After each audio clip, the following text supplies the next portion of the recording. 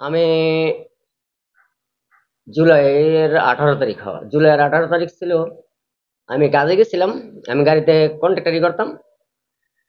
তো ওদিনকার গাড়ি চলে নাই, আন্দোলনের গাড়ি বন্ধ ছিল, রাস্তাঘাট সব বন্ধ ছিল। পরে ছাত্ররা দেখছি যে আন্দোলন নিয়ে রাস্তাতে বের হয়েছে, আমি ওদের সাথে আন্দোলনে যোগ দিই। যোগ দেওয়ার কিছুক্ষণ পর আনুমানিক 12টা 15টার মতো বাজে অতর্কিত ভাবে পুলিশ এবং আওয়ামী লীগের যে লোকজন ছিল ওরা ছাত্রদের আমাদের উপরে আন্দোলন ডিল শুরু করে, পুরো গুলি করা শুরু করে। তারপরে আমার মাথায় কোন দিক দিয়ে জানি আইয়া গুলি একটা লাগছে। তারপরে আমি পড়ে গেছি, আমি অজ্ঞান ছিলাম। আমি পরে মানুষের কাছ থেকে সুস্থ হয়ে যেয়ে আমি শুনছি যে আমি 1.5 ঘন্টার মতো বলে রাস্তাতে পড়ে ছিলাম।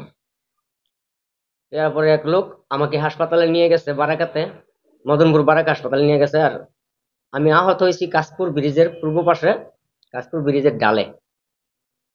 তো মদনপুর নিয়ে যাওয়ার পরে ওইখানে ডাক্তার বলতেছে চিকিৎসা আমাদের এখানে নাই, এই রুগী বাঁচবো না। এরপরে খানপুর নিয়ে গেছে, ওইখানেও বলছে যে বাঁচবে না। গাউসি নিয়ে গেছে, ওইখানেও বলছে যে বাঁচবে না।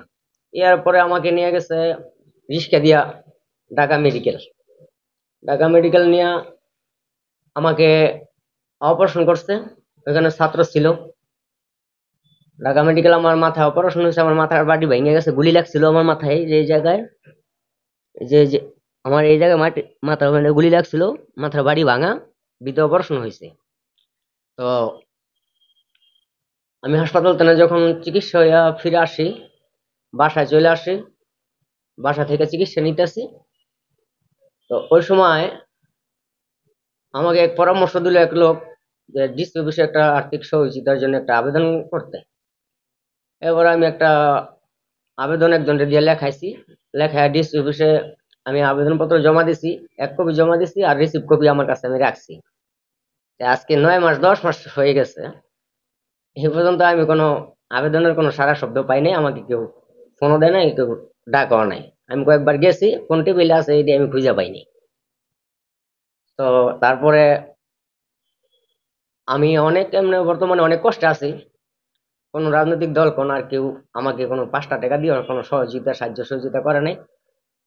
আমি অর্থনৈতিক ভাবে চিকিৎসায়, আমার মাথায় যেহেতু সমস্যাটা, আমি অনেক সমস্যায় ভুগতাছি এখন। অনেক টাকা পয়সা ঋণ করে তারপরে আমি চিকিৎসা হয়েছি।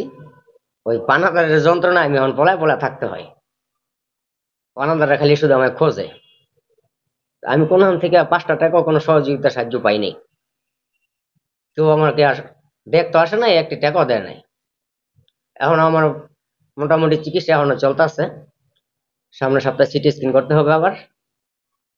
তো আমি দেশবাসীর কাছে এতটুকু বলতে চাই, আপনারা আমার এই ভিডিওটা যদি কেউ চোখে পড়ে একটু শেয়ার করবেন, যাতে দেশের জনগণের কাছে আমার এই কথাগুলো পৌঁছায়। আমি বৈষম্য বিরোধী ছাত্র আন্দোলনে গুলিবিদ্ধ হয়েছি। সরকারি এবং বেসরকারি অনেক জায়গায় অনেক লোক আমার কাছ থেকে বিভিন্ন কাগজ নিছে। যেমন আর আমার মাতার স্পোর্টের কাগজ এবং মেডিকেলের কাগজ, সব মোটামুটি সব কাগজই আমার কাছ থেকে নিছে, সহযোগিতা দিবে এবং এরকম আশ্বাস আমাকে দিছে। কিন্তু কোনো সংস্থা থেকে এবং কোনো সরকারি সংস্থা থেকে কোনো আর্থিক সহযোগিতা আমি কোনো চিকিৎসার জন্য পাইনি।